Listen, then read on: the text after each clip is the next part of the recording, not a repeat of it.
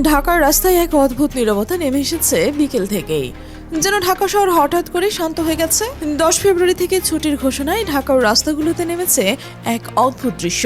দেখে মনে হচ্ছে ঈদের ভিড়, লক্ষ লক্ষ মানুষ ঢাকা ত্যাগ করছে তাদের গন্তব্য নিজ নিজ এলাকায়। সবার মুখে একটাই স্লোগান ভেসে আসছে, দাঁড়িপাল্লা দাঁড়িপাল্লা দাঁড়িপাল্লা। এই শব্দগুলো যেন বাতাসে মিশে গেছে ট্রেনের ছাদে, বাসে কিংবা লঞ্চের ডেকে। জামাত এবার ইতিহাস গড়তে চলেছে। এটা কি সত্যি? তবে এই ভিড়গুলোই তার প্রমাণ। কল্পনা করুন, ভোটের সময় ঢাকা থেকে এত বিপুল সংখ্যক মানুষ ঘরমুখী হওয়ার দৃশ্য আপনি দেখেছেন? অন্য দলগুলো যেখানে টাকার লোভ দেখিয়ে লোক তুলতে ব্যস্ত, সেখানে এরা নিজের পকেটে টাকা খরচ করেই গ্রামের পথ ধরেছে। এমনকি সিট না পেলেও ছাদে উঠছে, ঝুঁকি নিয়ে যাচ্ছে বাড়িতে। কেন এর মতো না? কেনই বা এই ত্যাগ? বাসের এক যাত্রী বলছেন, তার চোখ মুখে যেন এক অদ্ভুত আলো। তিনি বললেন, দাঁড়িপাল্লার প্রার্থীরা এই দেশের সম্পদ। তারা জিতলে দেশের সেবা করবেন, না জিতলেও করবেন। এরা অন্যদের মতো লুটপাট করে না, চাঁদাবাজি বা টেন্ডারবাজিও করে না। তাই আমি আমার ভোট সঠিকভাবে দেওয়ার জন্য কষ্ট করে হলেও গ্রামে যাচ্ছি। এই বিশ্বাসই তাদের টেনে নিয়ে যাচ্ছে গ্রামের বাড়ির দিকে। দেখুন, ঢাকার রাজপথগুলো কত ফাঁকা হয়ে গেছে। রিক্সা খুঁজে পাওয়া যাচ্ছে না। কারণ কি জানেন? রিক্সা চালকরা সবাই ভোট দিতে গ্রামের পথে যাচ্ছে। একজনকে জিজ্ঞেস করা হলো, মামা ভাড়া মারবেন না? তিনি উত্তরে বললেন, আগে আমার দেশ ঠিক করতে হবে, এবার আমরা জামাতকেই ভোট দেব। দেশে শান্তি দরকার। এই সাধারণ খেটে খাওয়া মানুষরাই আজ খেলার মোড় ঘুরিয়ে দিয়েছে। কমলাপুর স্টেশনের চিত্র অন্যরকম। হাজার হাজার তরুণ ছেলেমেয়েরা বাড়িতে যাচ্ছেন। এরা প্রথমবারের ভোটার। তরুণ নারীরা সবাই একচেটিয়া ভোট দেবেন নাকি জামাতকে? কেন? কারণ জামাত তাদের কথা শুনে ইস্তেহারে তরুণদের স্বপ্নের কথা বলেছেন। নারীরা দল বেঁধে বাসে উঠছেন তাদের ছোট ছেলে মেয়েদেরকে নিয়ে। জিজ্ঞেস করা হলো, এত কষ্ট করছেন কেন? তার উত্তর বলল, আমরা নিরাপত্তা চাই, সম্মান চাই। জামাত ছাড়া অন্য কেউ তা দিতে পারবে না। যারা ছড়াচ্ছেন জামাতের নারী বিদ্বেষী, জামাতের নারীদের ঘরে বন্দি করে রাখতে চায়, দেখুন মাঠ পর্যায়ে নারীদের মন্তব্যগুলো। তবে এই জায়গায় আরো একটা টুইস্ট চলে আসে। প্রবাসীদের মতোই আরো একটা বড় শক্তি হয়ে উঠেছে গার্মেন্টস শ্রমিক ভাই বোনেরা। অফিস ছুটির পর তারা স্রোতের মতো টার্মিনালে ছুটছেন। খবর নিয়ে জানা গেল, গার্মেন্টস কর্মীরা একচেটিয়া ভোট দেবে জামাত ইসলামকে। তারা বিশ্বাস করেন, জামাত ক্ষমতায় এলে বেতন বাড়াবে, অধিকার রক্ষা করবে। বিএনপি ভেবেছিল শ্রমিকরা তাদেরই, কিন্তু না, শ্রমিকরা সজাগ হয়েছে। তারা দেখছে বিএনপির নেতারা মালিকদের সাথে হাত মিলিয়ে শোষণ করছে, আর জামাত শ্রমিকদের হকের কথা বলে। ফলে খেলা পুরোপুরি ঘুরে গেছে বিএনপি থেকে জামাতের দিকে। ছাদের ট্রেন জীবনের ঝুঁকি নিয়ে মানুষ বাড়ি ফিরছে। শুধু বাড়ি ফেরা নয়, এটা একটা মিশন। তাদের চোখে কোনো ক্লান্তি নেই, শুধু উত্তেজনা আর আনন্দ। কেউ গান গাইছে, কেউ স্লোগান দিচ্ছে। লঞ্চের ডেকে বসে মিনি জনসভা চলছে। অচেনা মুখ একে অপরের সাথে কথা বলছেন। তারা জিজ্ঞেস করছেন, ভাই মার্কাটা কোনটা? সমস্যারে অনেকেই উত্তর দিচ্ছেন, দাঁড়িপাল্লা দাঁড়িপাল্লা। এই আবেগ টাকাই কেনা চায় না।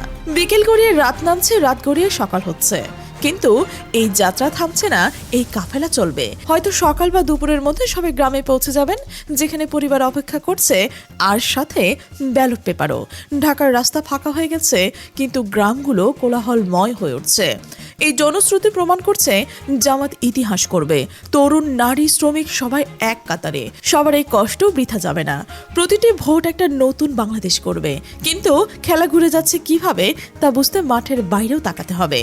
এখন আসে সবচেয়ে একটা রোমাঞ্চকর অংশে। জামাতের জনপ্রিয়তা এত দূর ছড়িয়েছে যে এটা সাংবাদিক ডেভিড বার্গম্যানের গায়েও লেগে গেছে, যিনি সারা জীবন জামাতের সমালোচনা করেছেন। গতকাল ডেইলি স্টারে লিখেছেন একটা আর্টিকেলে, যেখানে এই বিপুল জনপ্রিয়তাকে বলেছেন রিমার্কেবল বা অসাধারণ। এটা শুধু নিম্নবিত্ত বা মধ্যবিত্তর মধ্যে সীমাবদ্ধ নয়, গুলশান বনানীর ড্রয়িং রুমেও ঢুকে গেছে। বার্গম্যান স্বীকার করেছেন, এর অন্যতম কারণ দুর্নীতির বিরুদ্ধে জামাতের সুখ্যাতি। অন্য দল মানি লুটপাট, জামাত মানি ক্লিনিনেস। কল্যাণমূলক রাজনীতি, বিপদ আপদে জামাতের পাশে থাকা, এটা এখন রাজনৈতিক সাংবাদিকরা মেনে নিয়েছে। তৃণমূল পর্যন্ত সাংগঠনিক শৃঙ্খলা অটুট। বিএনপিতে বিদ্রোহী প্রার্থী ছড়াছড়ি, জামাতে তার পিনপতন নেই। ইসলামিস্ট হয়েও নমনীয় মধ্যপন্থী। পশ্চিমা বিশ্ব ভেবেছিল জামাত উগ্র, কিন্তু বার্গম্যান বলছে এরা মডারেটর, আধুনিক। সবচেয়ে গুরুত্বপূর্ণ, ভারতীয় আধিপত্য বিরোধী শক্তি। বাংলাদেশের মানুষ আর ভারতের দাদাগিরি সহ্য করতে চায় না। জামাত শতভাগ এই সেন্টিমেন্ট ধরেছে। ভারত বিরোধী প্ল্যাটফর্ম হিসেবে জামাতে নির্ভরযোগ্য। জুলাইয়ের আকাঙ্ক্ষাও ধারণ করেছে জামাতার পুরনো দল নয় 24-এর বিপ্লবী দল। 71-এর ডাক দুর্বল হয়ে গেছে, নতুন প্রজন্ম 71 দেখেনি কিন্তু 24 দেখেছে।